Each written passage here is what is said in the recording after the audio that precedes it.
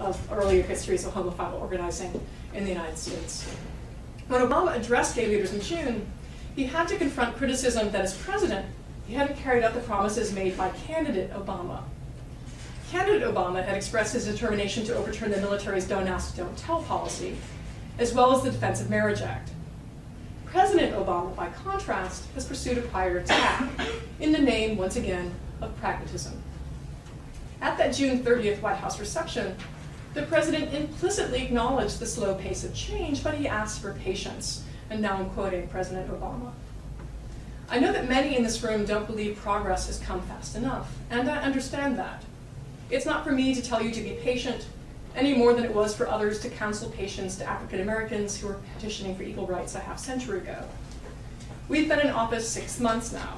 I suspect that by the time this administration is over, I think you guys will have pretty good feelings about the Obama administration. So this is gesturing towards the politics of good feelings. 3 months later, Obama's gay hopeful are still waiting and aren't having that many good feelings. At the HRC dinner on October 10th, he once again had to meet criticism that the administration was not showing any leadership on either Don't Ask, Don't Tell or DOMA. Once again, he offered soaring rhetoric, and it was a beautifully crafted and beautifully delivered and deeply felt speech.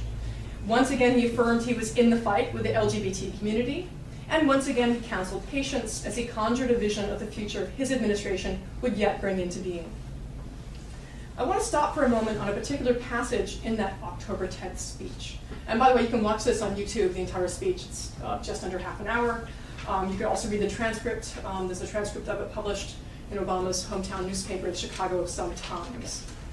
And it is actually this kind of amazing speech in so many ways. The man can deliver a very good speech.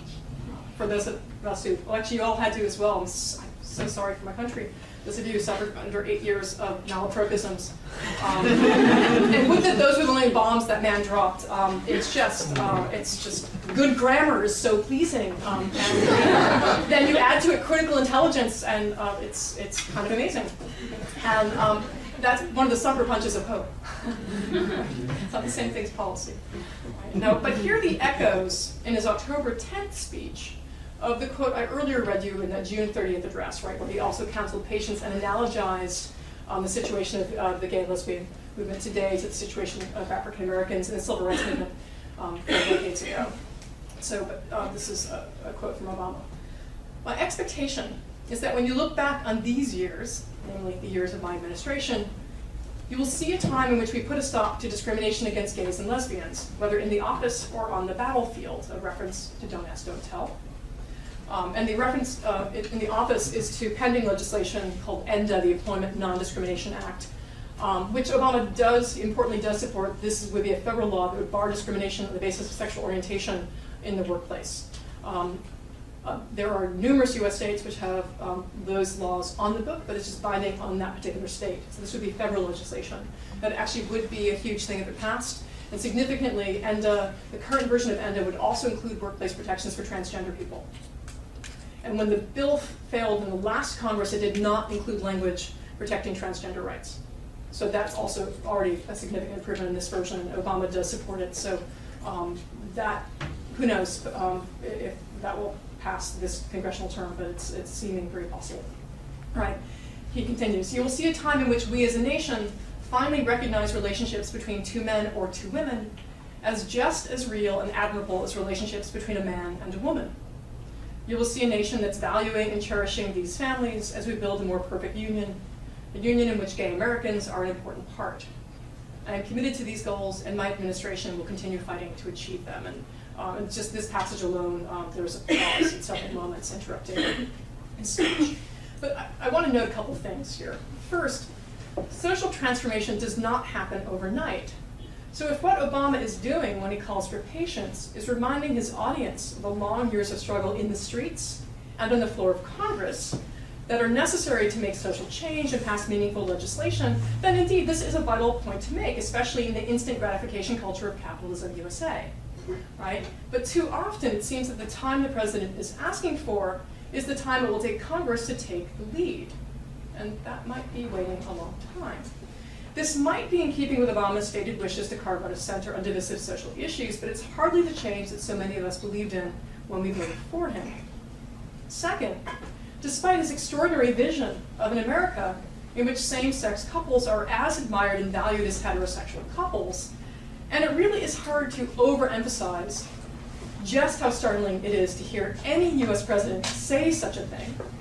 And it would be more startling still if a US president or any elected official at all would stand up and say they value and admire uncommitted singles, gay or straight, who have sex for pleasure and forge intimacies that don't reduce to couple form. So maybe this isn't so extraordinary a vision after all, so let's try this again. Despite his liberal progress narrative of an America in which same-sex couples are as admired and valued as heterosexual couples, Obama studiously avoided the language of same-sex marriage in this speech. Instead, with lawyer-like precision, he supported, quote, ensuring that committed gay couples have the same rights and responsibilities afforded to any married couple in this country. Right. Again, he's committed to ensuring that committed gay couples have the same rights and responsibilities afforded to any married couple in this country. He continues, he's against laws designed to take rights away, his language, and he's for, his language again, passing laws that extend equal rights to gay couples, aka domestic partnership, or in a stronger version, civil unions. And these aren't just circumlocutions, other ways of saying marriage. Obama spoke around the subject and the very language of same-sex marriage because he's on record, both as a candidate and now as president, as opposing same-sex marriage for religious reasons. This was the great unsaid at the HRC dinner. To have repeated it explicitly, instead of dancing around it rhetorically, might have stepped on the applause lines. Because of religion. This is the reason Obama has consistently given for his opposition to same-sex marriage. It's especially startling, that, as many of you may remember, Obama got into a lot of hot water because of what some portrayed as the inflammatory rhetoric of Reverend Jeremiah Wright, the pastor of the United Church of Christ that the Obamas belonged to in Chicago. And the United Church of Christ is on record as being in favor of same-sex marriage and is one of the numerous Protestant denominations that actually sanctifies same-sex marriages. So it's particularly interesting that he invokes religious reasons for opposing same-sex marriage, but the church that got into all that hot water is for it.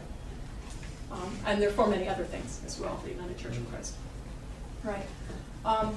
Supporting domestic partners benefits for same-sex couples, but opposing same-sex marriage for religious reasons is what common ground looks like at its best on gay and lesbian issues in the United States.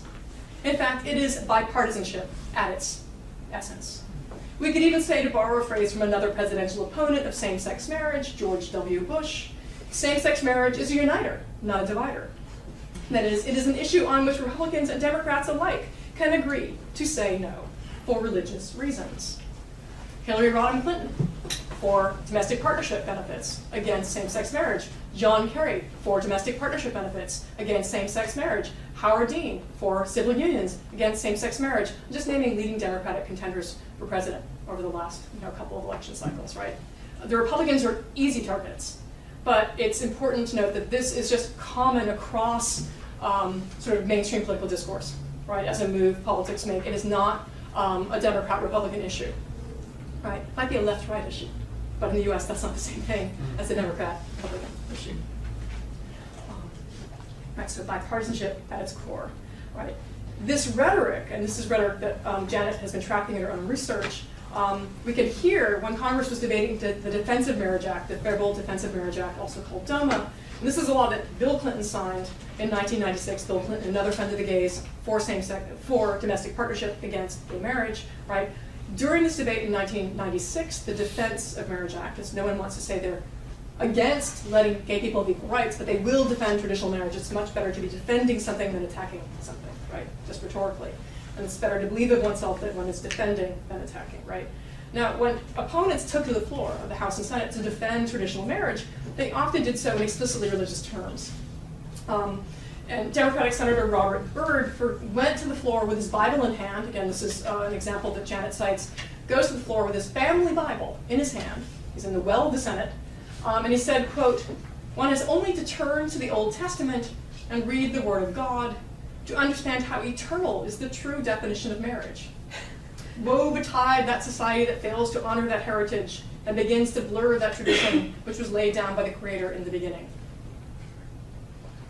I just can't make this stuff up, right? And that was Janet likes to say, and I love to quote Janet, the Old Testament does in fact have a lot of funny stories about marriage in it, but very few of them look like traditional marriage, unless by traditional marriage and family values you mean polygamy, adultery, divorce, hitting on slaves, marrying slaves whether they like it or not. The list continues, right? If that's your version of traditional marriage, whoo, just enjoy reality TV. Robert Byrd is also known as like a liberal lion of the Senate, right? This is not someone who's usually thought about as a conservative Democrat, right? Now, Byrd's Bible waving would seem very risible, right? Though it might just seem plain bizarre to a non-US audience, it would seem funny if it weren't such a common and unquestioned move in US political debates about sex. It's like, got sex, need religion. That would be if the dairy industry were doing a version of this. Now, why does common ground, so-called common ground, about sexual politics come to rest not just on religion, but on religious objections to sexual freedom? One could well imagine religious arguments for same-sex marriage, after all. Numerous Protestant denominations sanctify same-sex relationships. I've already mentioned the United Church of Christ, as do both Reformed and Reconstructionist Judaisms. Right, so one could, in fact, marshal religious arguments for same-sex marriage. But when people think about religious arguments concerning same-sex marriage, they only think about ones against same-sex marriage and homosexuality in general. Why are the US government and individual state governments picking and choosing which religiously recognized marriages to confirm with the stamp of the state? Why are they picking and choosing between theological pronouncements about sexuality at all? And make no mistake about it, when the state does this, it is actually engaging in theology. And make no mistake about this either, marriage is a three-way with the state. Right? The state is intimately involved in the brokering of marriages and which kinds of marriages it recognizes and which it does not. Religious marriages are the most common form, religious ceremonies are the most common way of ritualizing marriage, civil marriage in the United States, but marriage is a civil institution. Right? You could get married in the eyes of your church, synagogue, or mosque in the US without being married in the eyes of the state. Right? That's quite possible. To be married in the eyes of the state, you have to have it civilly recognized. Now, priests, ministers, rabbis, imams are licensed by the state to sign for the state, and that they are standing in for the state at that moment. Or you can go to City Hall and it's justice of the peace. But so civil union is about the state recognizing your marriage. And so in some sense, you could say that different religions are basically given the franchise to perform it. Right? And it's such that, yes, Americans are a deeply religious people, we hear, sort of 9 out of 10 Americans professes some version of religious faith, the great majority of them Christian. More people in the United States believe in angels and evolution, we commonly hear from polls. I'd like to stay in Canada. I told you of healthcare. I'm open to the adult adoption. I'll marry anyone. I mean, I'm a believer in bigamy and polygamy. I feel like we should do this like an auction. Do we have another offer?